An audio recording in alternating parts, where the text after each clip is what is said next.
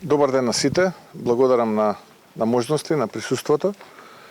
Денеска сме во Штип како дел од теренската активност. Важно е. Од тебе зависат промените, од сите нас зависат промените. Сите ние сме убедени дека набрзо денеска, за неколку месеци од денеска, ќе има големи промени во Македонија. И затоа е важно ВМРО ДПМН и јас лично директно од терен во средби со граѓаните, со различни групи на граѓани, да слушнеме што е тоа што представува акутен проблем и проблем кој што треба да се решава и проблем за кој што треба во програмата како ВМРО ДПМН и како коалиција да понудиме решение. Денеска сме овде во Штип, покрај оној наш носечки проект кој што ќе биде дел од програмата, а тоа е реалоцирање на финансиски средства од централниот буџет кон општините за реализација на капитални инфраструктурни проекти. Многу заедно со градоначалникот, со советот, со пратениците кои што доаѓаат од овој регион, со пратеникот од Штип разговаравме и детерминиравме практично многу проекти од кои што би извел неколку, како што е да речеме, реконструкцијата на Исарот конечно, потоа изградбата на обиколницата, изградбата на улица Партизанска, потоа имаме тука спортската сала Джексон, потоа продолжување на водоводната линија која што има за цел да снабдува со вода неколку населени места овдека во Штип и така натаму, сега да не должам со сите оние инфраструктурни капитални проекти кои што се дел од овој проект. Планирани се некаде до 6 милиони евра реалокација на годишно ниво на средства од централниот буџет за Штип или вкупно околу 24 милиони евра за инфраструктурни капитални инвестиции. Надвор од тоа се наоѓаме пред овој објект овдека кој што досега требаше веќе многу пати да биде завршен. За жал не е завршен, а тоа е Универзитетската клиничка болница во Штип, која што ќе биде еден од приоритетите на ВМРО ДПМН и коалицијата во следната програма. Практично здравствена установа која што обслужува некаде околу половина милион луѓе, од 400.000 до половина милион луѓе. Разговаравме со здравствени работници кои што се дел од установите овдека во регионот и овде во Штип. Ги детерминиравме кои се проблемите со кои што се соочуваат. Тие проблеми не може да се решат, како што и самите кажаа, преку ноќ. Потребни се 5-6 години за да се создаде тој медицински кадар кој што би имал преци искуство да обслужи толкава бројка на граѓани, повторно ќе кажам, и 400.000-500.000 луѓе ги користат здравствените услуги овдека во Штип и ќе ги користат здравствените услуги во идната Универзитетска клиничка болница. Така што како ВМРО ДПМН и како коалиција остануваме фокусирани исклучиво на проектниот менеджмент како да ја развиваме Македонија. А за да тоа биде прецизно, да не се случи како многу пати во минатото да имаме ветувања и да се кажува се што може би некој сака да слушне, а ништо да не се испорачува, па тоа да предизвикува големи разочарувања. Сега имаме спротивен пристап, односно би рекол пристап од темелите кон кровот, а тоа е најпрвен да слушнеме, од тоа што ќе слушнеме да видиме што можеме да реализираме и во кој рок можеме да реализираме, тоа што не можеме. Многу сме внимателни, многу ќе бидеме внимателни и да излеземе пред граѓаните со понуда. Пристапот ќе ни биде, би рекол, многу внимателен пристап во ветувањата. Не сакаме да предизвикаме разочарување кај граѓаните, туку сакаме да предизвикаме едно поинакво чувство дека не биле сите исти, дека можело поинако. И затоа овие неколку месеци насекаде ќе се гледаме низ Македонија, ќе учиме. Многу од работите се разбира ги знаеме, но многу од работите за прв пат ги слушаме и потоа ќе испорачуваме. Така што уште еднаш сакам да упатам и благодарност до домакините денеска, општина Штип, до градоначалникот, до советниците, до пратеникот, координаторот во пратеничката група, до администрацијата, до штипјани. Денеска ќе бидеме цел ден овде во Штип. Ќе разговараме, свесен сум со каков проблем се соочуваат. Онаму каде што во општините имаме градоначалници кои што доаѓаат од редовите на ВМРО ДПМН и коалицијата. Не треба да повторувам дека владата на ДУИ СДСМ или СДСМ ДУИ, како ви е полесно, се однесува како туѓа влада, не како влада која што треба да се грижи за еднината на сите граѓани, на сите општини, на целата територија. Но тие мислат дека на тој начин, ако репресивно се однесуваат кон градоначалниците, дека на тој начин ќе го намалат капацитетот и политички, но и оперативен. Мислам дека се лажат, благодарение на храброто работење и на градоначалникот тука во Штип, на советот, на администрацијата, пратеникот кој што се труди секогаш со амандман повеќе во буџетот да обезбеди средства плюс за Штип. Имаме огромна реализација на проекти и веќе граѓаните во Штип и во околината може да видите на голема разлика помеѓу влада која што континуирано краде и градоначалник кој што гради секој ден, се занимава само со реализација на проекти. Така што еве, јас да не должам повеќе, доколку имате било какви прашања, ви стојам на располагање. Мицкоски премиерот Ковачевски остава простори и оптимист дека ќе успее да обезбеди двотретинско мнозинство во парламентот за промена на уставот. Ваш коментар? Па поминаа повеќе од 15 месеци, повторувајќи една иста работа, дека уставни измени под бугарски диктат ќе нема, но ќе нема и во иднина. Сакам да повторам и во иднина. И ВМРО ДПМН кога ќе биде влада, ако нема промена на околностите, ако не видиме некаков прогрес, кој што барем малку ќе биде асиметричен, бидејќи сега е целосно симетричен, односно целосно е во насока на бугарските барања, ќе нема уставни измени. Така што тој негов оптимизам е за мене политиканство, бидејќи на тој начин мисли дека ќе ги држи мобилизирани колку толку оние малкумина што преостана во штабовите на СДСМ. Дека еве само што не се случиле тие измени, поминаа повеќе од 15 месеци, ние сме сега на отприлика нешто повеќе од 5 месеци пред почеток официјален на кампања за претседателски избори. Ќе видиме како ќе се одвиваат работите за парламентарни, но на неколку месеци од кампања остануваме фокусирани на понудата, остануваме фокусирани на историскиот резултат, кој што ќе биде само надоврзување на историската двојна победа на локалните избори. Сега очекуваме повторно на таква историско убедлива двојна победа на претседателските и парламентарните и потоа да се зафатиме за она што е акутно потребно да се решава, а тоа е потребите на граѓаните. Тоа е примарен интерес на ВМРО ДПМН цел. Така, господине Мицкоски, јас би сакала да ве прашам. Вчера бевме сведоци на едно недолично однесување од страна на вице-премиерот Битики и премиерот Ковачевски, кој откако наш колега постави, иако беше политичко прашање, му дадоа национална нота. Битики ја напушти пресконференцијата, а Ковачевски прашањето го нарече како апсолутно некоректно. Ќе ве молам за ваш коментар, како вие го коментирате ваквиот однос кон новинарите?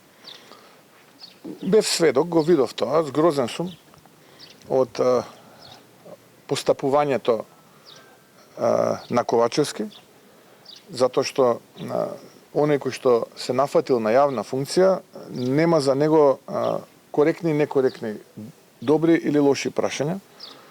Нормално е дека на средби со граѓани, на средби со новинари, ние добиваме различни прашања и треба да сме подготвени како јавни личности кои што вршат јавни функции да одговараат на тие прашања без разлика каков е критериумот на политичарите или на јавните личности.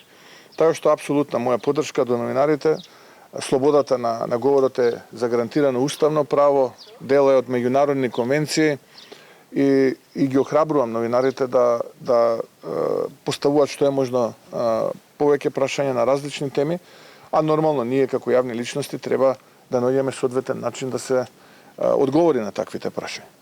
Што се однесува до постапката на Фатмир Битики, тоа е без преседан.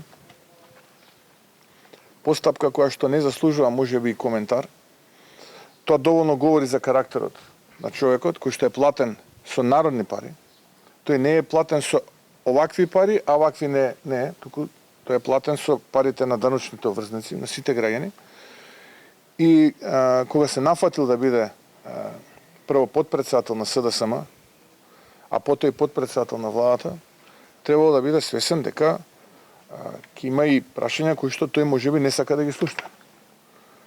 Ова е дрско однесување, невоспитано однесување, некултурно однесување, Ковачевски, како негов предпоставен, треба уште денеска да го разреши.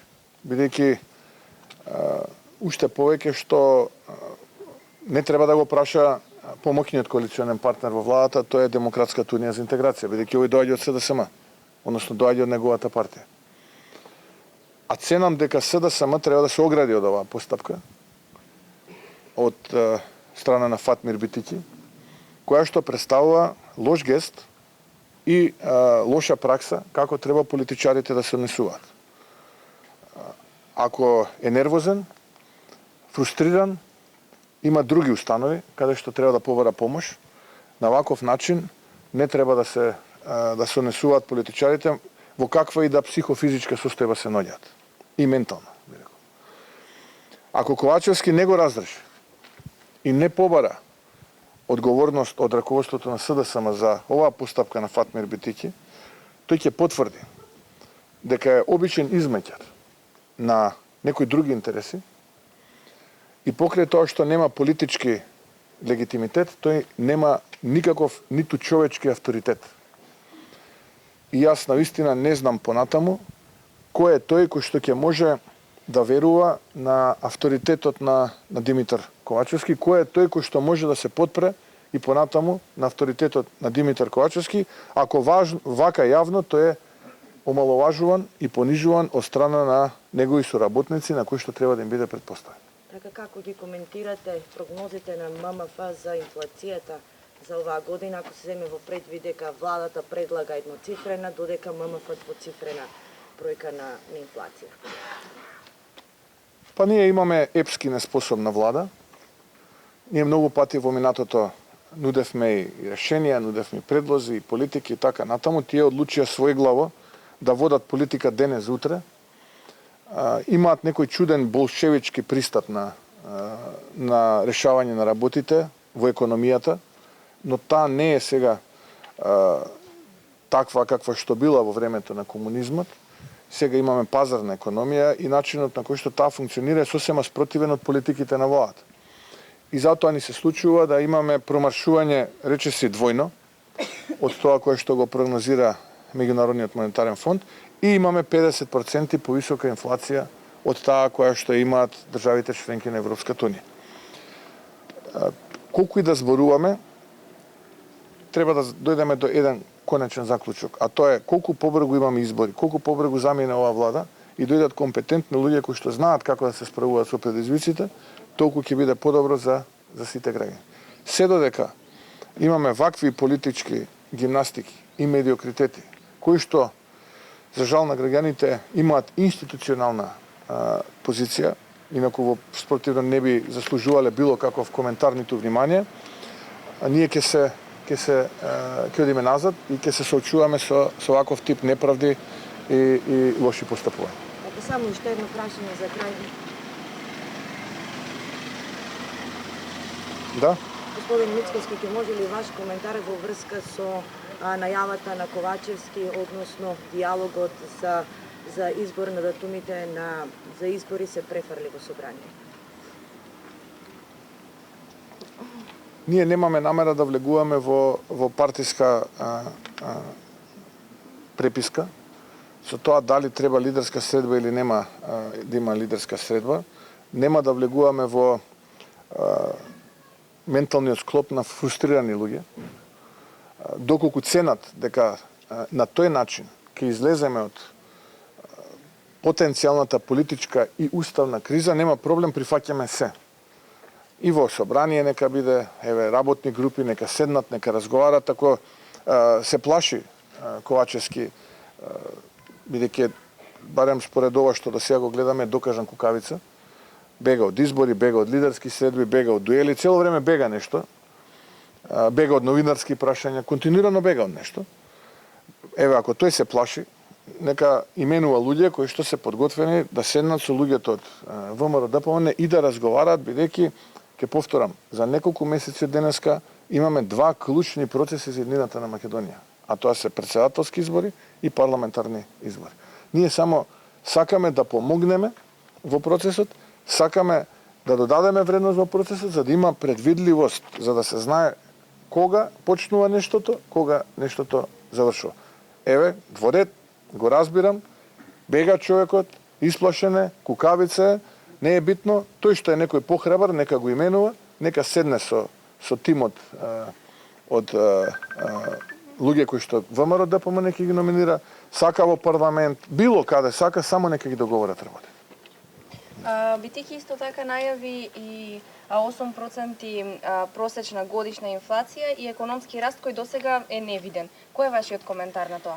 Па никој не го гледа. Најверојатно тој раст кој што само тој го гледа, а никој не може жив да го види во Македонија. И претпоставувам на тоа се темелат неговите коментари. Освен тој имал кумина околу него таму, не може никој жив во држава да види раст дека имаме ние во економијата. А што се однесува до инфлацијата, дадов одговор. Ние имаме двојно поголема од таа која што е во еврозоната. Имаме инфлација која што според Светска банка, односно Меѓународниот монетарен фонд, е 2 пати поголема од таа која што ја предвидува владата, така што не само што се лоши прогнозери, туку се представија и како големи незнајковци. Така што мислам дека одамна го изгубија кредибилитетот да даваат било какви прогнози или било какви ветувања. Пред еден час во својата изјава Ковачевски рече дека постојано ги напаѓате ДУИ и праша колку пати во последните 6 месеци сте барале средба со Али Ахмети. Дали имате одговор на ова? Па не знам, бидејќи тој поставува прашање, претпоставувам го знае одговорот. Инаку мојот одговор е ниту една. Ниту една.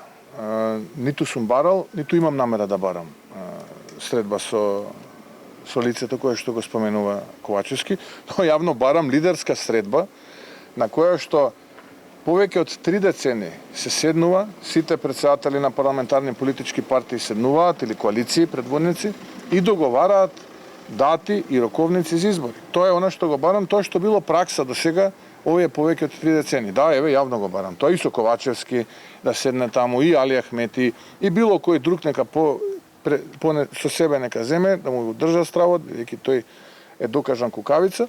Јас еве ќе дојдам со тие кои што мислам. Ако не сака со мене, нека излезе еве со тим на луѓе кои што ќе разговараат на таа тема. Благодарам. Благодарам.